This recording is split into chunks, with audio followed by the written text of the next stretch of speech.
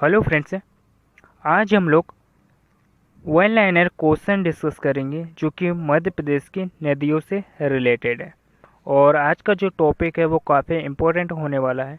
और मध्य प्रदेश की जितनी भी नदियां हैं उनसे जो क्वेश्चन है वो हमने आज लिए हुए हैं, जो कि काफ़ी इंपॉर्टेंट है। और आप मेरे चैनल पर पहली बार आए हो तो इस चैनल को आप सब्सक्राइब कर लीजिए, क्योंकि सब्सक्राइब करने का कोई पैसा नहीं लगता है। और ये टॉपिक आपको पसंद आता है तो इसे लाइक करिएगा, शेयर करिएगा और सब्सक्राइब भी कर सकते हो। तो चलिए फर्स्ट क्वेश्चन की ओर चलते हैं, टाइम वेस्ट ना करते, क्योंकि समय की बर्बादी करना बेकार है। तो चलिए फर्स्ट क्वेश्चन की ओर चलते हैं। फर्स्ट क्वेश्चन की अगर हम लोग बात करें, मध्य प्रदेश के किस वाटरफॉल को श्रेष्ठ हॉलीडे अवार्ड यानी 2017 से नवाजा गया है दोस्तों। यानी मध्य प्रदेश के किस वाटरफॉल को श्रेष्ठ हॉलीडे अवार्ड यानी 2017 से नवाजा गया है दोस्तों? तो रहन जलप्रपात को, जो कि केन नदी पर बना हुआ है दोस्तों। ये जलप्रपात, इसको क्या किया गया दोस्तों? श्रेष्ठ हॉलीडे अवार्ड 2017 से नवाजा गया है दोस्तों। तो याद रखिएगा, जितने भी मैं आप लोगों को आज वन लाइनर क्वेश्चन करवा रहा हूँ सारे के सारे ही इम्पोर्टेंट क्वेश्चन है। तो चलिए नेक्स्ट क्वेश्चन की ओर देखते हैं। मध्य प्रदेश की नदियों की प्रकृति से जो है वो किस प्रकार की है? यानी अगर हम लोग बात करो कि मध्य प्रदेश की नदियों की जो प्रकृति है वो किस प्रकार की है, तो किस प्रकार की है दोस्तों? तो ये प्रायद्वीपीय प्रकार की है, ठीक है, यानी प्रायद्वीपीय नदियाँ है। नेक्स्ट क्वेश्चन देखते हैं। मध्य प्रदेश में देश की कितनी नदियां बहती है? यानी मध्य प्रदेश में अगर हम लोग बात करें तो देश में जो है वो कितनी नदियां बहती है दोस्तों? तो सर्वाधिक नदियां बहती है, यानी सबसे अधिक जो है मध्य प्रदेश में जो है नदियां बहती है देश में, ठीक है। और मध्य प्रदेश को जो है नदियों का मायका भी कहा जाता है दोस्तों। क्या कहा जाता है? मध्य प्रदेश को नदियों का भी मायका कहा जाता है। तो याद रखिएगा, जो कि मोस्ट इम्पोर्टेंट है, ठीक है। नेक्स्ट क्वेश्चन देखते हैं। मध्य प्रदेश की किस नदी का नाम नामोदोस भी कहा गया है? यानी अगर हम लोग बात करें दोस्तों, मध्य प्रदेश की ऐसी कौन सी नदी है जिसे नामोदोस कहा गया है? तो नर्मदा नदी को जो है दोस्तों नामोदोस कहा गया है। और वो किसने कहा है? तो भूगोल के वादी टॉलमी ने जो है दोस्तों नर्मदा नदी को जो है वो नामोदोस कहा गया है। तो याद रखिएगा, जो कि काफ़ी इम्पोर्टेंट है। नर्मदा नदी मध्य प्रदेश में कितने किलोमीटर बहती है? यानी मध्य प्रदेश यानी नर्मदा नदी की अगर हम लोग बात करें तो मध्य प्रदेश में ये कितने किलोमीटर बहती है दोस्तों? तो 1077 किलोमीटर जो है दोस्तों ये बहती है मध्य प्रदेश में। और नर्मदा नदी कहाँ से निकलती है दोस्तों?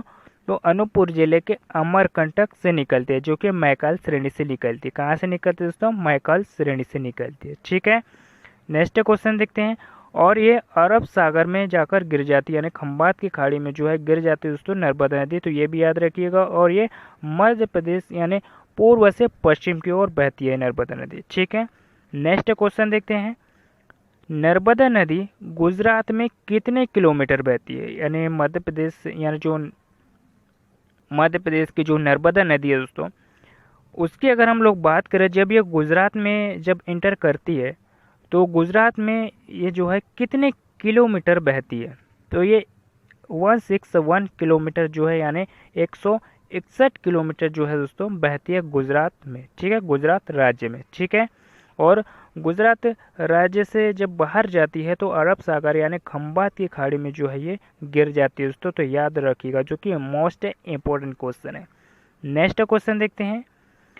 नर्मदा नदी का अपोहा क्षेत्र है, यानी नर्मदा नदी का अपोहा क्षेत्र जो है वो कितने वर्ग किलोमीटर का है दोस्तों? तो इसकी अगर हम लोग बात करें 9,03,180 वर्ग किलोमीटर है दोस्तों इसका अपोहा क्षेत्र। किसका दोस्तों?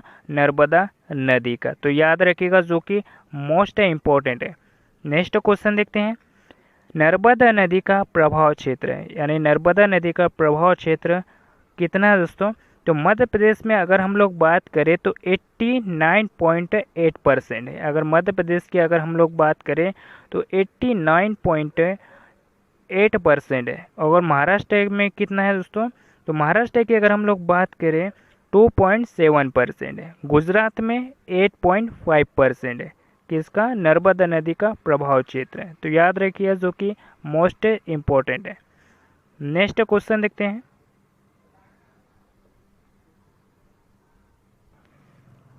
नर्मदा नदी का प्रमुख जलप्रपात है, यानी नर्मदा नदी के अगर हम लोग बात करें तो नर्मदा नदी पर जो प्रमुख जलप्रपात दोस्तों तो कौन कौन से हैं, तो कपिलधारा जलप्रपात, मंदार तथा दर्दी जलप्रपात, धुआंधार जलप्रपात, ये चारों जलप्रपात जो है दोस्तों नर्मदा नदी पर स्थित है। ठीक है, याद रखिएगा जो कि काफ़ी इंपॉर्टेंट है।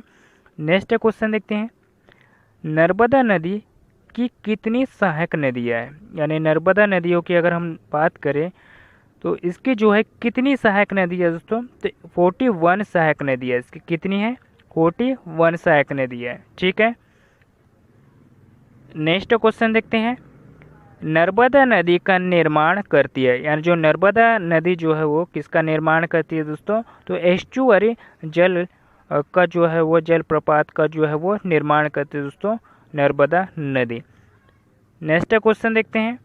ताप्ती नदी का उद्गम किस जिले में होता है, यानी जो ताप्ती नदी का जो उद्गम है वो किस जिले में होता है, तो ये बैतूल जिले के मुल्ताई तहसील से होता है दोस्तों। याद रखिएगा जो कि काफ़ी इंपॉर्टेंट है।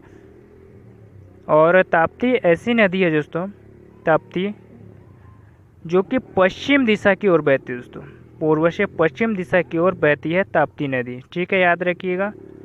नेक्स्ट क्वेश्चन देखते हैं।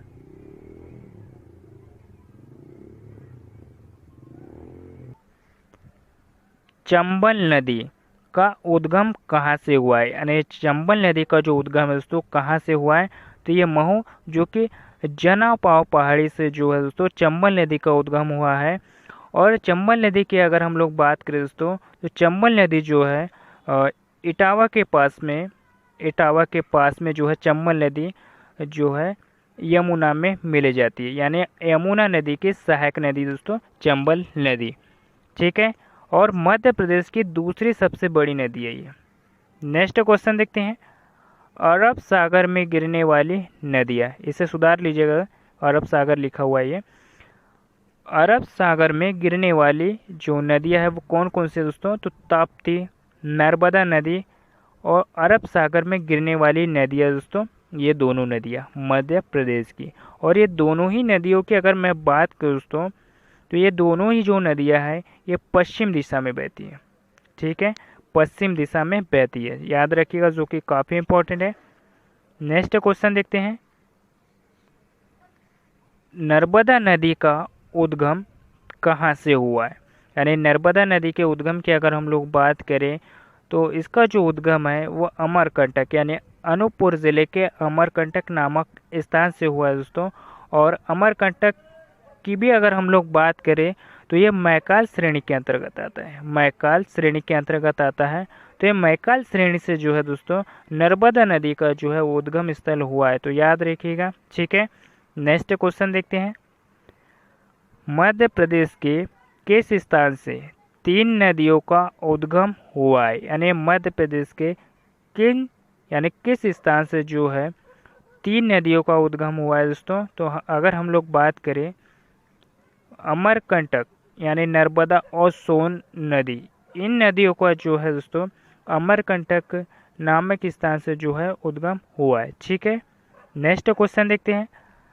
नर्मदा नदी के समांतर कौन सी नदी बहती है, यानी नर्मदा नदी के समांतर जो है दोस्तों ताप्ती नदी बहती है। और ताप्ती नदी की अगर हम लोग बात करें दोस्तों, ताप्ती नदी की अगर हम लोग बात करें तो ये मुल्ताई जो कि बैतूल जिले के मुल्ताई तहसील से तो निकलती ही है, मुल्ताई तहसील से निकलती है ये ताप्ती नदी। और ये ताप्ती नदी की एक ख़ास बात मैं आपको बताऊँ, ताप्ती जो नदी है इसे सूर्य भगवान की जो पुत्री है दोस्तों वो भी कहा जाता है, सूर्य भगवान की पुत्री के भी नाम से जो है इसे जाना जाता है दोस्तों, कहा जाता है। ठीक है, याद रखिएगा जो कि मोस्ट इम्पोर्टेंट है। और ऐसे फैक्ट्स जो मैं आप लोगों को बताता हूँ याद रखिएगा, जो कि ऐसे जो फैक्ट्स होते हैं वो परीक्षा में है काफ़ी पूछे जाते हैं। ठीक है, और एक बात मैं आप लोगों को और बताना चाहूँगा कि जो वर्धा नदी है, यानी जो वर्धा नदी है दोस्तों, ये ताप्ती के पूर्वी साइड से ये वर्धा नदी निकलती है। यानी जो मुल्ताई का पूर्वी भाग है दोस्तों, वहाँ से जो है ये वर्धा नदी निकलती है, तो याद रखिएगा। ठीक है, नेक्स्ट क्वेश्चन देखते हैं। बेतवा नदी का उद्गम जो है वो कहाँ से हुआ है? अगर बेतवा नदी की अगर हम लोग बात करें तो इसका जो उद्गम स्थल है वो कहाँ से हुआ है? तो ये रायसेन का जो कुमरा गांव है दोस्तों, यानी जो रायसेन का जो कुमरा गांव है, रायसेन का कुमरा गांव, वहाँ से जो है दोस्तों बेतवा नदी का उद्गम हुआ है। तो याद रखिएगा, जो कि काफ़ी इम्पोर्टेंट है। और रायसेन जिले की अगर हम लोग बात करें तो यहाँ पे भीमबेटका यानी जो पुरातात्विक स्थल है, यानी भीमबेटका जो गुफा है दोस्तों, यहाँ पर स्थित है। कहाँ पर? रायसेन जिले के अब्दुल्लागंज तहसील में। और इसे जो है यूनेस्को की लिस्ट में जो है कब शामिल किया गया था? तो इसे जो यूनेस्को की लिस्ट में जो है 2003 में इसे शामिल किया गया था, जो कि मोस्ट इम्पोर्टेंट है। नेक्स्ट क्वेश्चन देखते हैं। सांची और विदिशा नगर जो है वो किस नदी पर स्थित है? यानी सांची और जो विदिशा है दोस्तों, ये जो नगर है वो किस नदी पर स्थित है? तो ये बेतवा नदी पर स्थित है, याद रखिएगा। और सांची की अगर हम लोग बात करें, सांची स्तूप की, तो ये जो सांची स्तूप है दोस्तों, ये रायसेन जिले में आता है। कहाँ में आता है दोस्तों? तो ये रायसेन जिले में आता है सांची का स्तूप। और इसका जो निर्माण है दोस्तों, वो राजा अशोक ने करवाया था। और ये किससे संबंधित है? तो ये बुद्ध यानी बौद्ध से संबंधित दोस्तों, याद रखिएगा। ठीक है, जो कि काफ़ी इम्पोर्टेंट है। और इसे यूनेस्को साइट्स में जो है 1989 में इसे शामिल किया गया था, याद रखिएगा, जो कि मोस्ट इम्पोर्टेंट है। नेक्स्ट क्वेश्चन देखते हैं। चंबल नदी कहाँ से निकलती है? यानी चंबल नदी की अगर हम लोग बात करें तो ये कहाँ से निकलती है? तो ये इंदौर ज़िले के पास में जो महू है दोस्तों, उसके निकट जो जनापाव पहाड़ी है, वहाँ से जो है ये चंबल नदी निकलती है, याद रखिएगा, जो कि मोस्ट इम्पोर्टेंट है। नेक्स्ट क्वेश्चन देखते हैं। बैतूल जिले में कौन सी नदी का उद्गम होता है? यानी जो बैतूल जिले की अगर हम लोग बात करें दोस्तों, तो यहाँ से जो है ताप्ती नदी जो है वो निकलती है। ताप्ती नदी मुल्ताई तहसील से निकलती है, तो याद रखिएगा, जो कि मोस्ट इम्पोर्टेंट है। ठीक है, नेक्स्ट क्वेश्चन देखते हैं। पुराणों में बैनगंगा को जो है वो किस नाम से पुकारा जाता था? यानी पुराणों में जो है दोस्तों बैनगंगा को जो है किस नाम से जाना जाता था? तो इसके जो अन्य नाम है वो हम देखते हैं, जैसे कि बेवा, वेया, दीदी, यानी बेवा, वेया, दीदी, इन नामों से जो है दोस्तों बैनगंगा नदी को जो है पुराणों में जो है अन्य नाम से जो है जाना जाता था, तो याद रखिएगा, जो कि मोस्ट इम्पोर्टेंट है। नेक्स्ट क्वेश्चन देखते हैं। बुंदेलखंड की जीवन रेखा कहलाती है, यानी बुंदेलखंड की जीवन रेखा जो है वो कौन सी नदी कहलाती है दोस्तों? तो बेतवा नदी। ठीक है, याद रखिएगा, कौन सी नदी कहलाती है? बेतवा नदी। नेक्स्ट क्वेश्चन देखते हैं। कौन सी नदी मध्य प्रदेश की सर्वाधिक प्रदूषित नदी है? यानी कौन सी नदी मध्य प्रदेश की सबसे प्रदूषित नदी है? तो ये बेतवा नदी, जो कि मध्य प्रदेश की सबसे प्रदूषित नदी है। नेक्स्ट क्वेश्चन देखते हैं।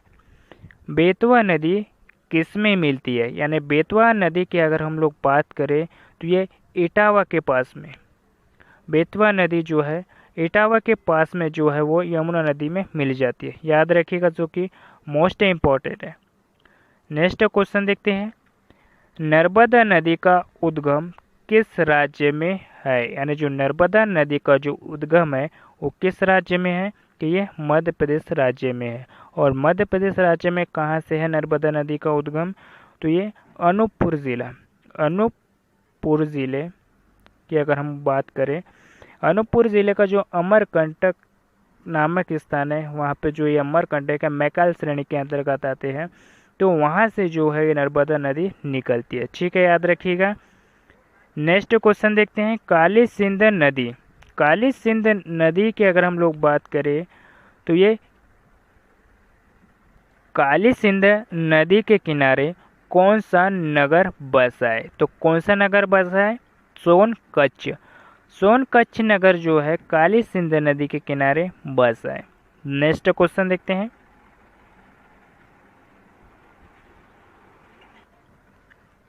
कौन सी नदी अरब सागर में गिरती है? यानी कौन सी नदी जो है वो अरब सागर में गिरती है दोस्तों? तो नर्मदा नदी, ठीक है।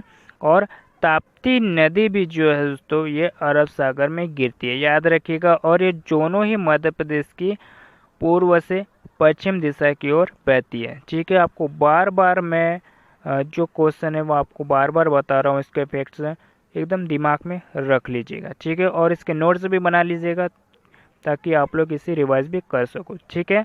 नेक्स्ट क्वेश्चन देखते हैं। धार किस नदी के तट पर स्थित है? यानी धार जिले की अगर हम लोग बात करें दोस्तों तो ये किस नदी के तट पर स्थित है? तो ये नर्मदा नदी के तट पर स्थित है। नेक्स्ट क्वेश्चन देखते हैं।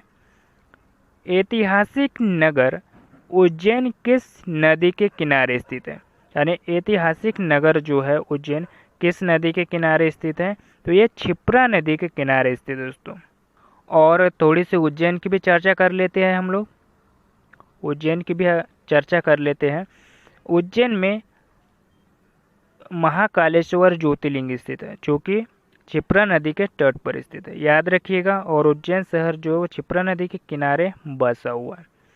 और उज्जैन शहर की अगर हम लोग बात करें तो यहाँ पे मंगलनाथ मंदिर और संदीपनी आश्रम यहाँ पर स्थित है, याद रखिएगा।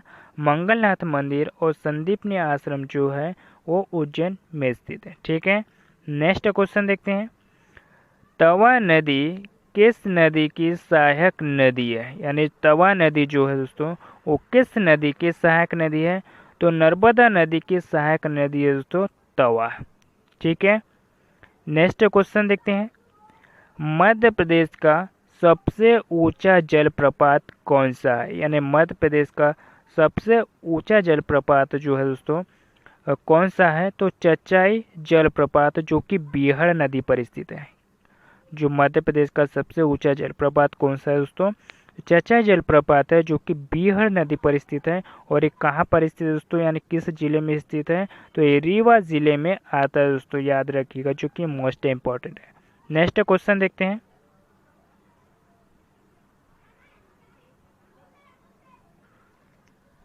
मंडला किस नदी के किनारे बसा हुआ है? यानी जो मंडला जिला है दोस्तों ये किस नदी के किनारे बसा हुआ है? तो ये नर्मदा नदी के किनारे बसा हुआ है।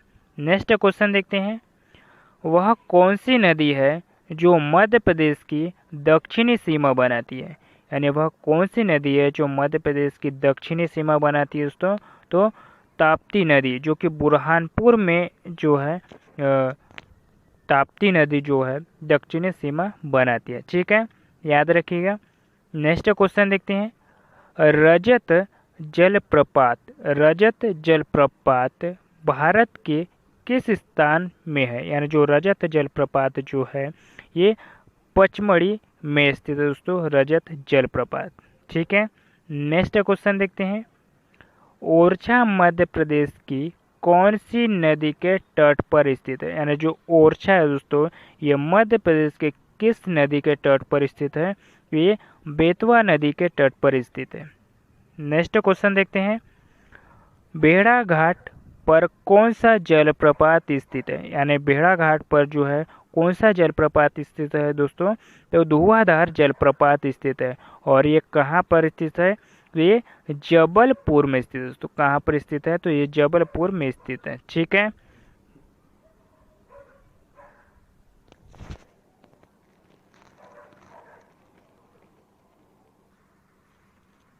मध्य प्रदेश की सबसे लंबी नदी कौन सी है? यानी जो मध्य प्रदेश की सबसे लंबी नदी की अगर हम लोग बात करें तो ये नर्मदा नदी है। नेक्स्ट क्वेश्चन देखते हैं। किस नदी को मध्य प्रदेश की गंगा कहा जाता है? मोस्ट इम्पोर्टेंट क्वेश्चन है। किस नदी को मध्य प्रदेश की गंगा कहा जाता है दोस्तों? तो बेतवा नदी को कहा जाता है। नेक्स्ट क्वेश्चन देखते हैं। कलियादेह पैलेस, कलियादेह पैलेस किस नदी के तट पर स्थित है? तो ये किस नदी के तट पर स्थित है दोस्तों? ये क्षिप्रा नदी के तट पर स्थित है, कलियादेव पैलेस। नेक्स्ट क्वेश्चन देखते हैं, किस नदियों के संगम द्वारा मंदार झरना बनता है? यानी किस नदियों के द्वारा जो है दोस्तों संगम द्वारा मंदार झरना बनता है दोस्तों? तो नर्मदा और तवा नदी के द्वारा जो है दोस्तों मंदार झरना यानी संगम द्वारा जो है मंदार झरना बनता है। ठीक है, नेक्स्ट क्वेश्चन देखते हैं, कंचन घाट। कंचन घाट की अगर हम लोग बात करें तो किस नदी के तट पर स्थित है कंचन घाट? तो ये बेतवा नदी के तट पर स्थित है। नेक्स्ट क्वेश्चन देखते हैं,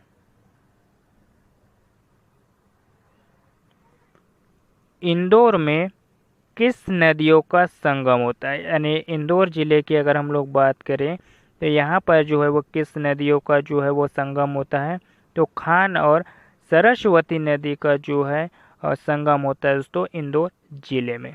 नेक्स्ट क्वेश्चन देखते हैं, वह नदी कौन सी है जो मध्य प्रदेश और उत्तर प्रदेश के बीच जो है वो सीमा निर्धारण का जो काम करती है दोस्तों? यानी वह कौन सी नदी है जो मध्य प्रदेश और उत्तर प्रदेश के बीच में जो सीमा निर्धारण का काम करती है दोस्तों? तो ये जामनी नदी।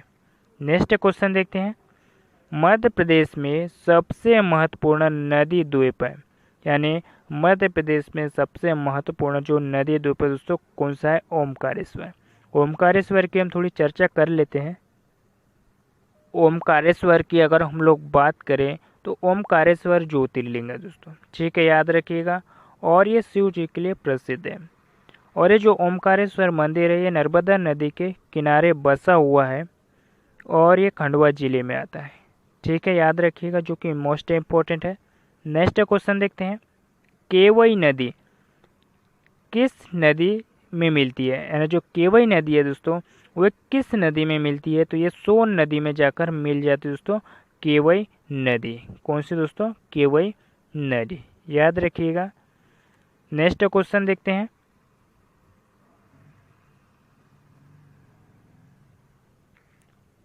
मान नदी किस नदी की सहायक नदी है? यानी जो मान नदी है दोस्तों वो किस नदी की सहायक नदी है? तो ये नर्मदा नदी की सहायक नदी है। नेक्स्ट क्वेश्चन देखते हैं, इंद्रावती की घाटी कौन सी नदी है? यानी जो इंद्रावती की जो घाटी में कौन सी नदी है? तो ये गोदावरी नदी है। नेक्स्ट क्वेश्चन देखते हैं, वर्धा नदी। वर्धा नदी की अगर हम लोग बात करें तो ये कहाँ से निकलती है? तो वर्धा नदी के अगर हम लोग बात करें तो ये बैतूल जिले के मुल्ताई तहसील के पूर्वी भाग से निकलती है दोस्तों। मुल्ताई तहसील के पूर्वी भाग से निकलती है। कौन सी? वर्धा नदी। तो याद रखिएगा। और इस मुल्ताई तहसील से एक और नदी निकलती है, ताप्ती नदी। ठीक है, जो कि पश्चिम दिशा की ओर बहती है और अरब सागर में जाकर गिर जाती है दोस्तों, जो कि मोस्ट इम्पोर्टेंट है। नेक्स्ट क्वेश्चन देखते हैं, कपिल धारा झरना किस नदी पर स्थित है? यानी जो कपिल धारा झरना है दोस्तों ये किस नदी पर स्थित है? तो ये नर्मदा नदी पर स्थित है। किस नदी पर स्थित है? नर्मदा नदी पर स्थित है।